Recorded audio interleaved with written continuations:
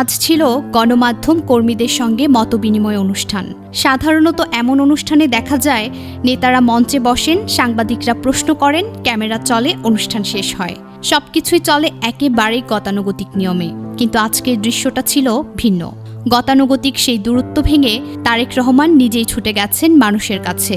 কেবল সামনের সারির সাংবাদিকদের নয়, একজন একজন করে সবার সঙ্গে কুশল বিনিময় করেছেন, কথা বলেছেন, হাসি মুখে হাত মিলিয়েছেন।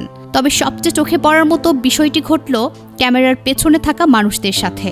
আমরা প্রায়ই দেখি খবরের নায়ক থাকেন রাজনীতিবিদরা, প্রশ্ন করেন সাংবাদিকরা, কিন্তু ক্যামেরার পেছনে দাঁড়িয়ে থাকা মানুষগুলো, যারা রোদে ঘামে ভিড়ে ঠেলাঠেলিতে ঘন্টার পর ঘন্টা দাঁড়িয়ে থেকে একটি মুহূর্ত ধরে রাখে, তাদের দিকে কেউ তাকান না। আজ তারেক রহমান তাকিয়েছেন। তিনি ক্যামেরাম্যানদের পাশেই ছুটে গেছেন, তাদের সঙ্গে কুশল বিনিময় করেছেন, হাত মিলিয়েছেন। কেউ উপর থেকে হাত বাড়িয়ে দিলে তারেক রহমান নিজেও সাদরে হাত মিলিয়েছেন। সেই মুহূর্তে ক্যামেরাম্যানদের চোখে যে আনন্দটা ছিল তা কৃত্রিম ছিল না, ওটা ছিল স্বীকৃতি পাওয়ার আনন্দ। আমরাও মানুষ, আমরাও গুরুত্বপূর্ণ। এই দৃশ্য আমাদের রাজনীতিতে বিরল। অতীতে এমন দৃশ্য খুব একটা দেখা যায়নি। আরও একটি ছোট কিন্তু তাৎপর্যপূর্ণ ঘটনা ঘটেছে সেখানে। একজন সাংবাদিক যখন তাকে মাননীয় বলে সম্বোধন করেন, তারেক রহমান সঙ্গে সঙ্গেই নিজেই বাধা দেন, ভদ্রভাবে অনুরোধ করেন এই সম্বোধন যেন না করা হয়। এটা শুনে থমকে যেতে হয়, কারণ আমরা এমন এক রাজনৈতিক সংস্কৃতিতে অভ্যস্ত যেখানে অনেক নেতা নামের আগে পরে বড় বড় বিশেষণ শুনতে ভালোবাসেন, পদবি আর সম্বোধনেই নিজেদের বড়ত্ব খুঁজে পান। সে জায়গায় দাঁড়িয়ে তারেক রহমানের এই আচরণ তাকে আলাদা করে তোলে। এগুলো হয়তো বড় কোনো রাজনৈতিক ঘোষণা নয়, কিন্তু রাজনীতির সবচেয়ে বড় সংকট মানুষকে মানুষ হিসেবে দেখা। সেই জায়গায় এগুলো খুব গুরুত্বপূর্ণ বার্তা দেয়। আজকের এই দৃশ্য দেখিয়ে দেয় নেতৃত্ব শুধু মঞ্চে দাঁড়িয়ে কথা বলার নাম নয়, নেতৃত্ব হলো নিচু হয়ে মানুষের কাছে পৌঁছানো। আর সেই কারণে এই ছোট ছোট মুহূর্তগুলো রাজনীতিতে বড় হয়ে ওঠে।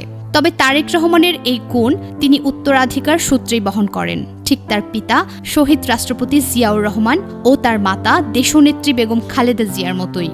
ক্ষমতার শীর্ষে থেকেও তারা কখনো সাধারণ মানুষের কাছ থেকে নিজেদের আলাদা করে দেখেননি।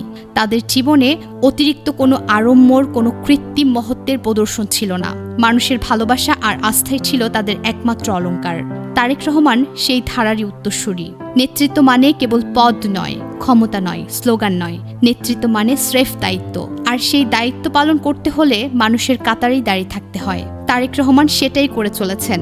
তিনি জনতার উপর দাঁড়িয়ে কথা বলেন না, বরং জনতার ভেতরে থেকেই কথা বলেন।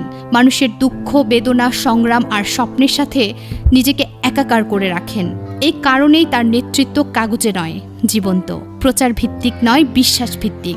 একজন প্রকৃত নেতা নিজের জন্য উপাধি বানান না, মানুষের সময়ের সাথে সাথে তার পরিচয় নির্মাণ করেন। তারেক রহমানের ক্ষেত্রেও তাই হয়েছে।